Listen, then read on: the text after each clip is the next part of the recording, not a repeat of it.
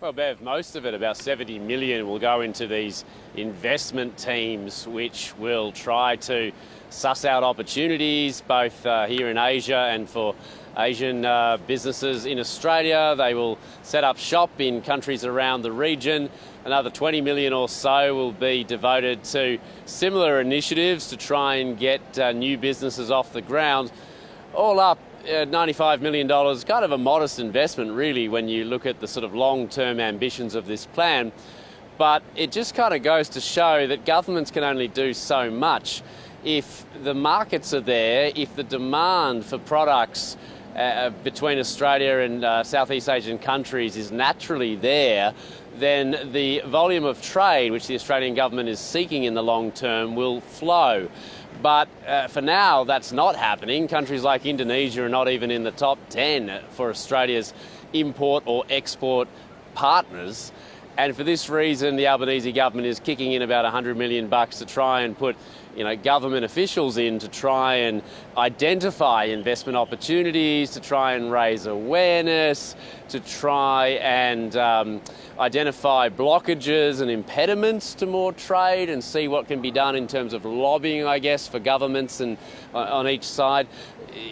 Bev, it's a program that Anthony Albanese says is not an immediate priority, rather it is a 2040 goal. So they're not seeking to rush this, but either way it's going to be slow going. Yeah.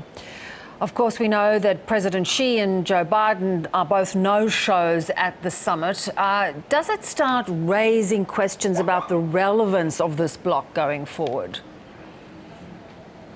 Yeah, I think the relevance of ASEAN has been raised for years, to be honest. I mean, Joe Biden did turn up last year in Cambodia, which is why it's a bit of an extra blow this year in Indonesia that he didn't turn up.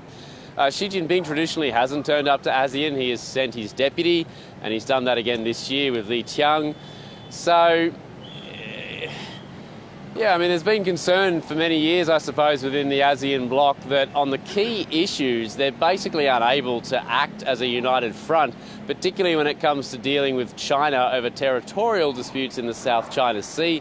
But the latest issue is, can ASEAN actually get its act together and act as a cohesive unit to try and put pressure on the military in Myanmar to solve the political crisis there and bring various parties to the table? So far, the answer is no. So you can understand, Bev, why it's not just the lack of Joe Biden or Xi Jinping that's raising concerns about the relevances of ASEAN.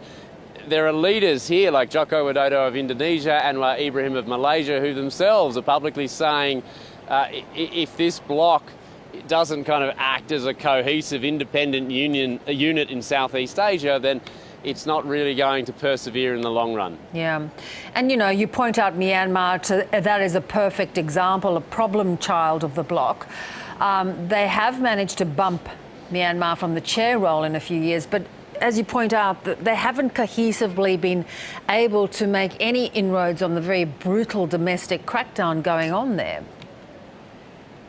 Yeah, problem child is an understatement. Myanmar military leaders have been frozen out of ASEAN meetings since the coup in 2021.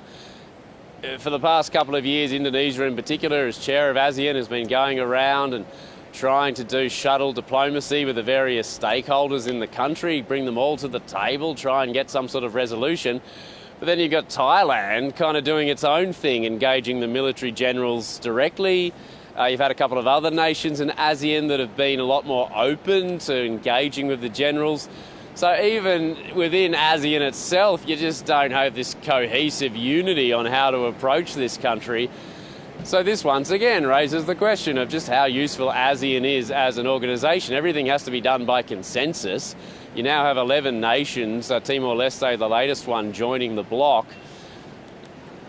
Yeah, I mean, there's enthusiasm here. They sort of say ASEAN centrality is the main priority of everything, but you look at the South China Sea, as we've discussed, Bev, the Philippines is kind of going its own way because this ASEAN centrality hasn't really been doing much for its claims in the South China Sea. So now they're expanding US base access. They're trying to invite the Australians to do joint naval patrols in the disputed waters because they don't feel like ASEAN as a unit is really getting much cut through in resolving those disputes.